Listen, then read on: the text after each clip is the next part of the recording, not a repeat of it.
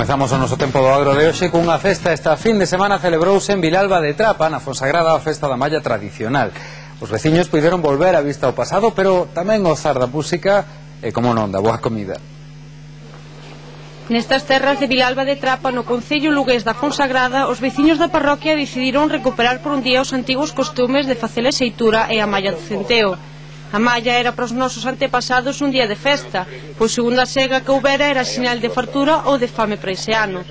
Ademais de recuperar esa tradición que foi un piar importante na economía do lugar, os veciños tiñan outras razóns para realizar a mallega. La idea más que es hacer la mallega, recuperar esa tradición, es recuperar la tradición de juntarnos, de volver a tener a los vecinos unos con otros. Algo que se había perdido cuando antes era un pilar fundamental aquí. Solo nos teníamos nosotros y contábamos entre todos con nuestras ayudas y no existía otra cosa. Y hemos querido recuperar ese espíritu de compañerismo, de estar juntos, de tener siempre a alguien al lado en un sitio tan hostil como aún, por desgracia, es esta zona.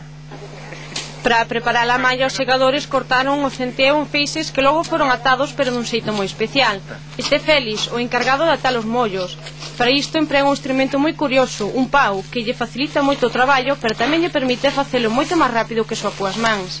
Segado todo o terreo e cos mollos xa amontoados e medoucos, toca levalo para mallar. Un carro, unha parede de bois e uns guías serán suficientes.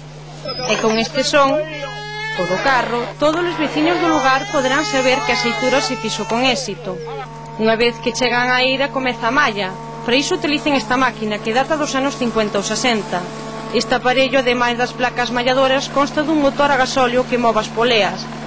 Nesta fase o gran sepárase da palla, que despois se limpará nesta outra máquina, que debido ao gran voo do lixo. Xa coa malla feita, os veciños de Trapa comezan a festa. A boa comida, a música e a alegría polo traballo ben feito invade os festeiros, pero saben que ao día seguinte o traballo debe seguir.